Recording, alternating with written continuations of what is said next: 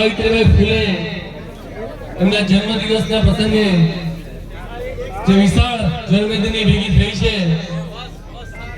એ સમાજને નમન છે અને વિશેષ કરીને જે આયોજન કરતા છે એમને ખૂબ ખૂબ ધન્યવાદ છે।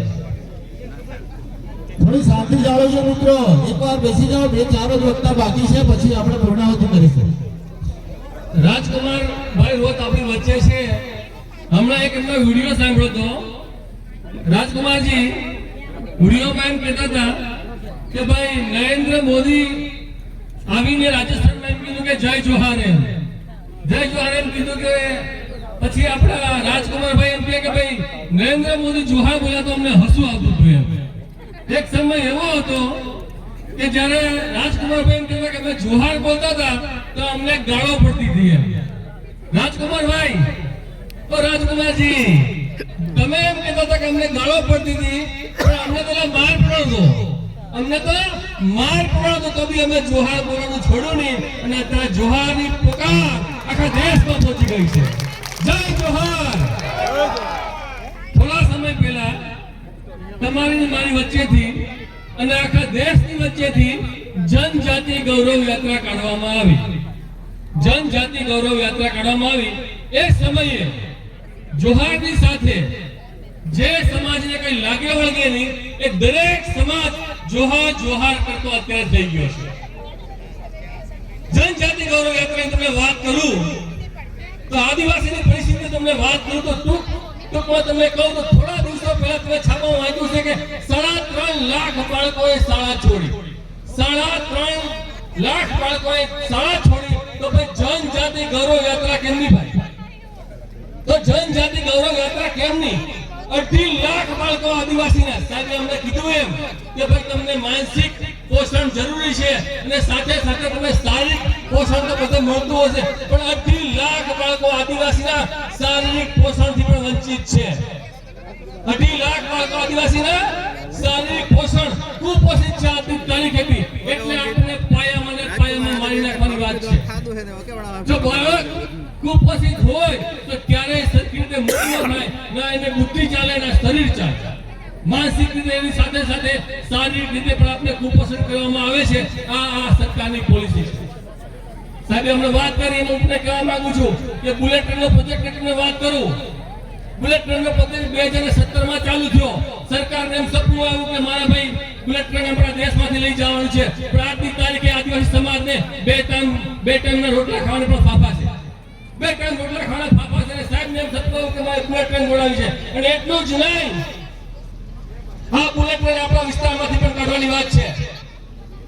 સાંસદ મહોદય સાંભળતા હોય તો વાતને ધ્યાનમાં લઈ જાય કે ડુંગરપુર ઉડવામાં ઉડી જાય છે। આ બાબત ખાસ ધ્યાનમાં લે કે આદિવાસીની જળ જમણ ને જંગલની વાત જ્યારે આવે છે ત્યારે હંમેશા આપણા વિસ્તારમાં જ ઉપયોગ થાય છે। અને આ પ્રોજેક્ટ એવો હતો 2017 માં પ્રોજેક્ટ આવ્યો અને વાત હતી કે 2023 માં પ્રોજેક્ટ અમારે પૂરો કરવાનો છે।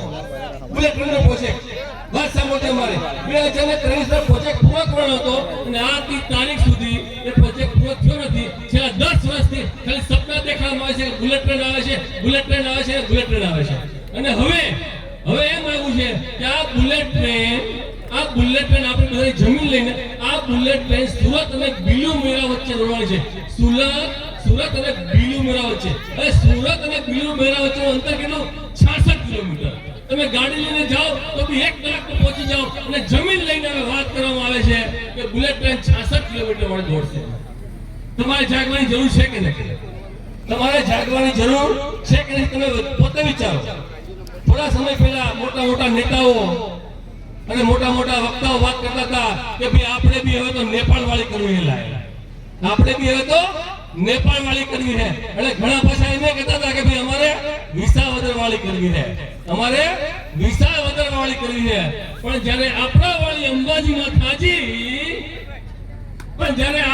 અંબાજીમાં થાજી તો બધા ચૂપચાપ બેસી ગયા।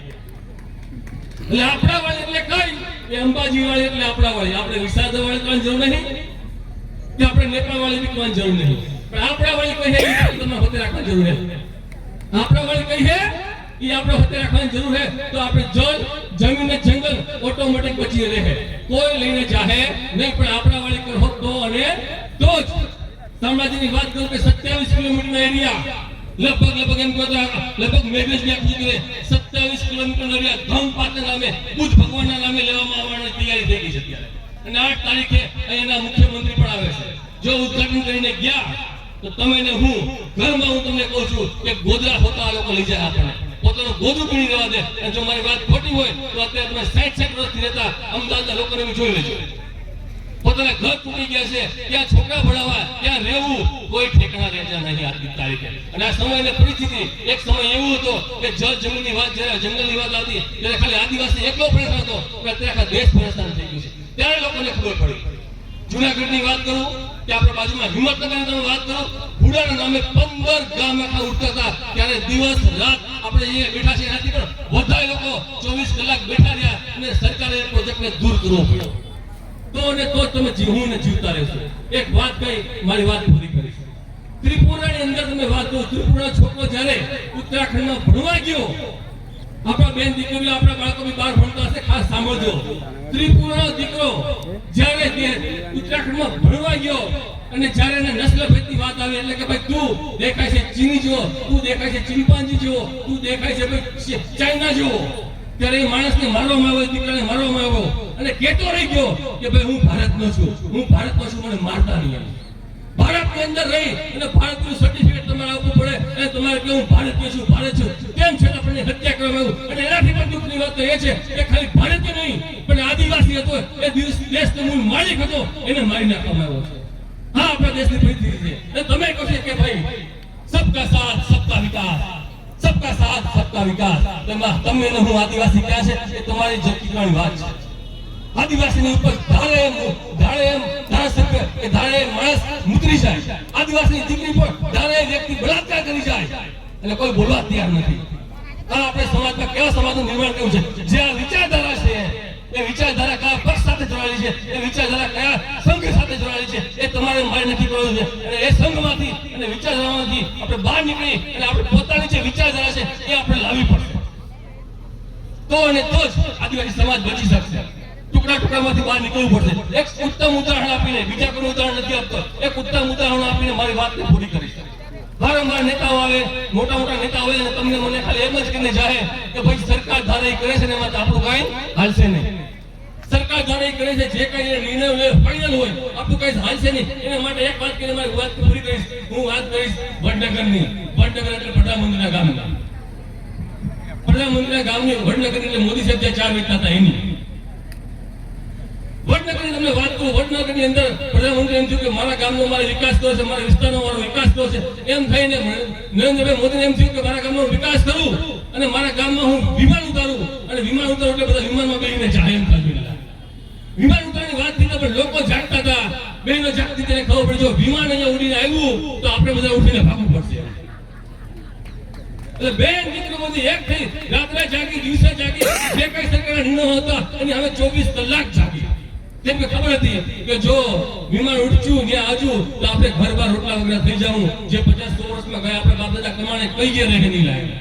ત્યારે બેન દીકરીએ બધી 24 કલાક જાગીને નક્કી કીધું કે આપણે કેમ કઈ લડવું. આ લોકો દરેક જગ્યાએ ગયા, હાઈકોર્ટમાં ગયા, સુપ્રીમ કોર્ટમાં ગયા, દરેક જગ્યાએ ગયા અને આખરે ટેન્ડર પાસ થઈ ગયા, બધું નિર્ણય થઈ ગયો. તેમ છતાં પણ નરેન્દ્ર મોદી સાહેબ મોદીને અને સરકારને ફરવું પડ્યું અને લખીને આપવું પડ્યું કે આ જે જમીન છે એ જમીન ઉપર ભાઈ વિમાન ઉતરે કે આ જમીન રેચી નહીં. હવે આ જમીન ઉપર હવે વિમાન ઉતરે નહીં એવું સરકારે લખીને આપવું પડ્યું. ક્યારે ને ક્યારે તમે એને બધા જો એક હોય તો અને તો જ વાત પૂરી કરું. જય આદિવાસી, જય જોહાર.